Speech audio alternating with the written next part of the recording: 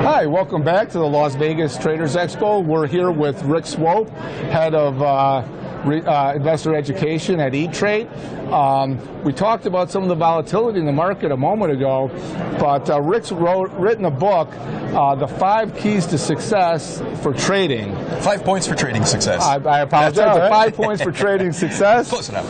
Well, why don't we just start with, what are the 5 points for trading success? Well, it starts with identify. And what I mean by that is, there are 10,000 stocks, about 2,000 or so ETFs, and options on about 4,500 of those. There's a lot of stuff to trade out there. And so there's always something going up and something going down. So one of the first things that we talk about is, what is your strategy or your discipline for finding your trading opportunity? Most people don't have a strategy or discipline, and what do? They go back to the same ones. They're always trading Facebook, always trading Apple. There's a lot of good stuff to trade out there. So identify is number one. Okay. After that, then it's a matter of setting your trade up, deciding, are you going to trade the stock or ETF? Are you going to trade an option? Do you want to go bullish or bearish?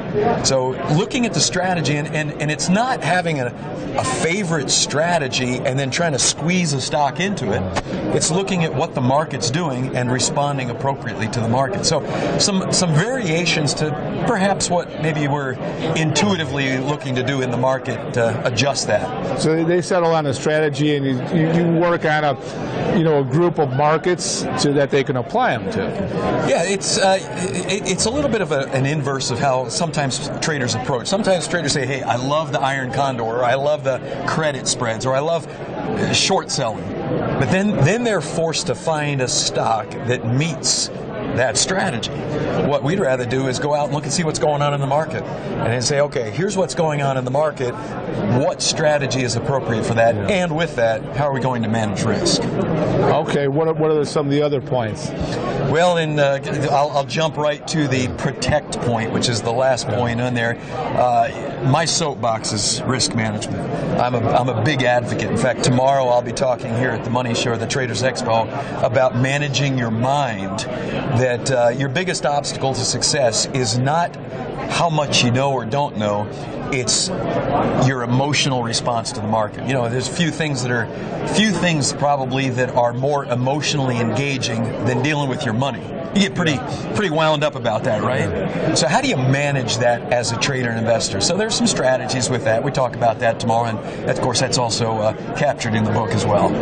Yeah, and I've been to a couple of panels here, and that's interesting, because when you talk about, people say, don't come here and just try to find that you have, try to get a trade set up. Yeah. And it reminds me back, my history goes back to interviewing the best traders and the top traders. Sure. I interviewed John Henry, the owner of the Boston Red Sox, one time, and he said, my signal's, it's good, but it's not anything special. It's a risk management I apply to it. Oh, absolutely. Now, what do you spend, $1 billion on the Boston Red Sox? So it is, you can get a solid signal and it's important, but it's a risk management you apply consistently. Money management is really the key. I mean, you could be a mediocre stock picker, if we'll use that term, stock picker. You can be mediocre. If you know how to manage a position and manage money, that's the key. You could be a great stock picker, but if you're reckless with risk management, you only need one catastrophic trade to wipe yourself out. And that's what we try to remind our clients all the time. Yeah, and that people should be able to understand that, especially with recent market activity. Yeah. Well, Rick, it's great to have you with us. Appreciate that. We're here live at the Las Vegas Traders Expo. See you soon.